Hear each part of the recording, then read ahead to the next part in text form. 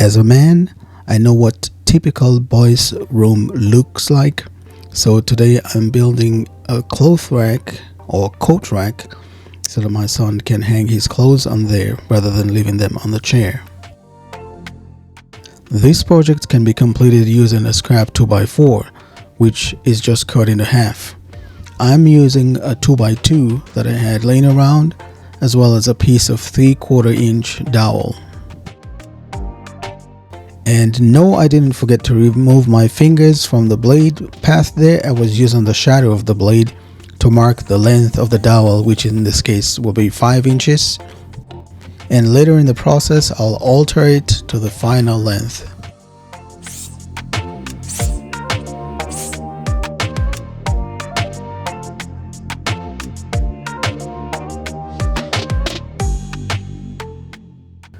Once the 5 dowels were cut, I then marked the spot for the holes where the dowels will be attached to the 2x2.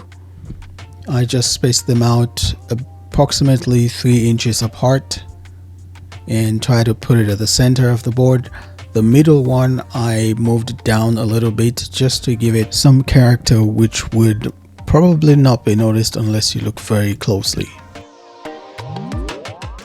Hey, just one quick word of encouragement. No matter what you're going through at this very moment, God cares for you. The God of the universe cares for you. He's always loving you. You just have to reach out and receive His love, no matter what you're going through. And remember to be thankful to Him for everything. Once the holes were all drilled, I did a quick test fit there using the remainder of the dowel.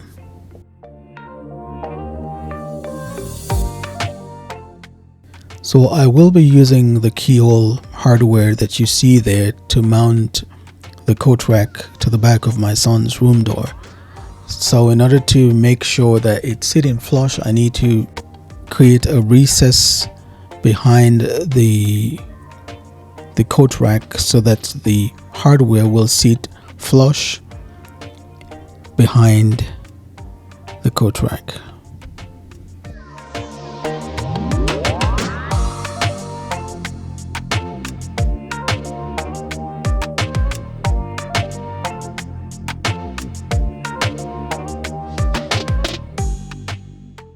In case you're wondering, the keyhole hardware that I'm using there is a 1-inch diameter, and to cut the actual keyhole I'll be using a 1/2-inch dowel to make the opening for the keyhole.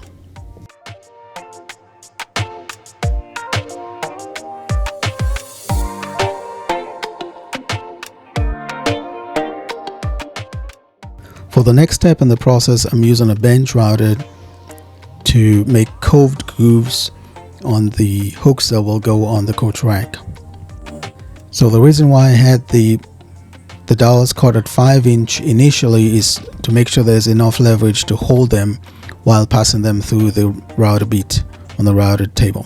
Once all the coves have been routed, I took them back to the miter saw and cut them down to 3 inches, which is the final length of them.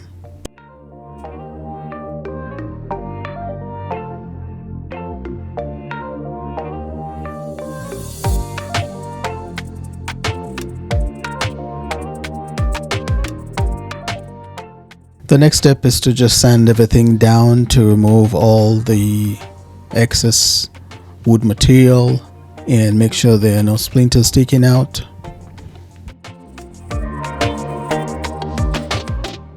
As is usual for me, there will be some indications of rustic or industrial look on the final product, so I'll do enough sanding just to remove excess material that is not needed, and then try to keep it as industrial or rustic as much as possible.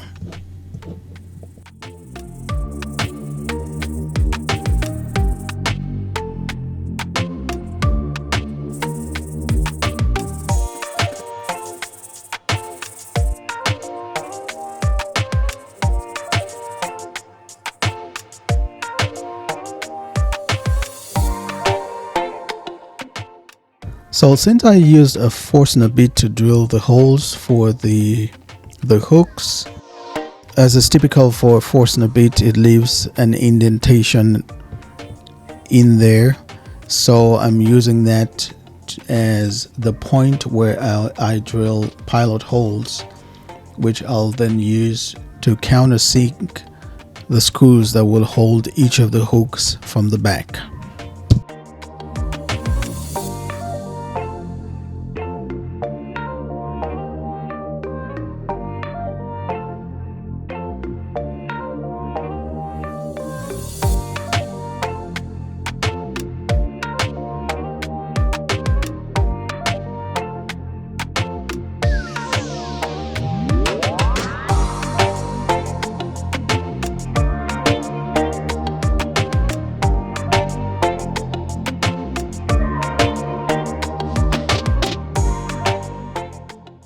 Next, I use my trusted quick and thick wood glue and then screwed the dowel hooks from the back, which will give each one of them extra strength to hold as many clothes as possible.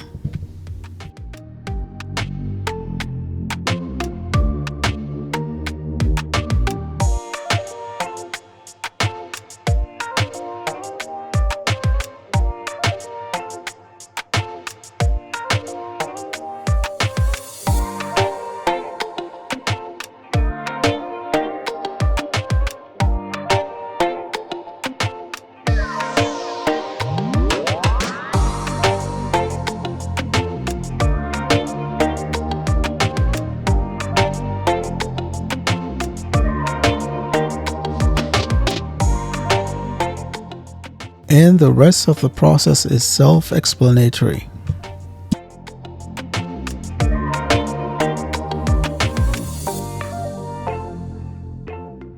I use spring oak for this one because it matches the other furniture color in his room, but you can use any color scheme that you like. You can even paint it if you want to.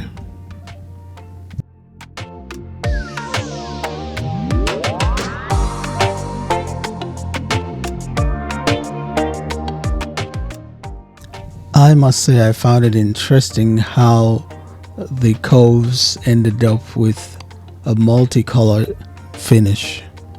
It looks cool.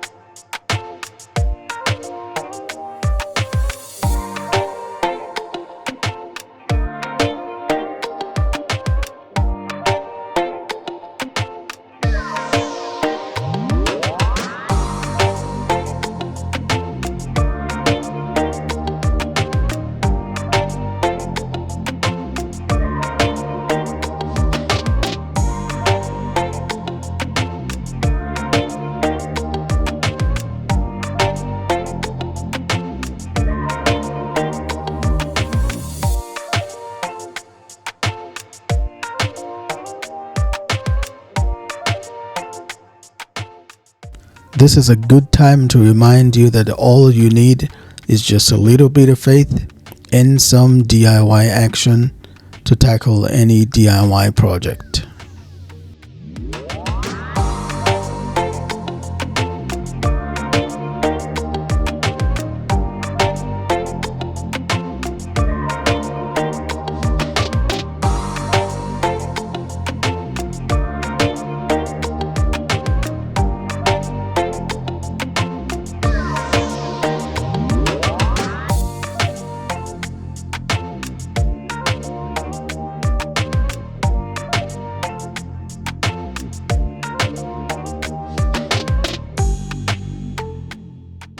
So I've already marked 2 points which we use as the level.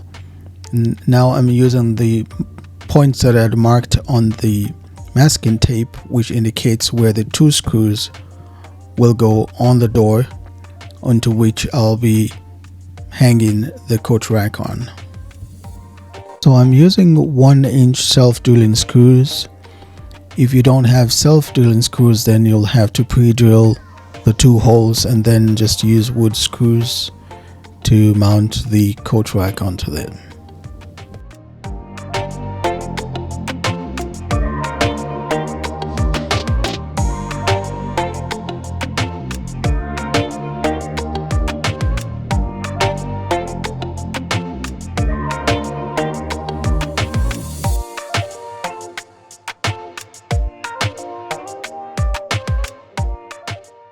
And now for a little stress test to make sure it's sitting securely.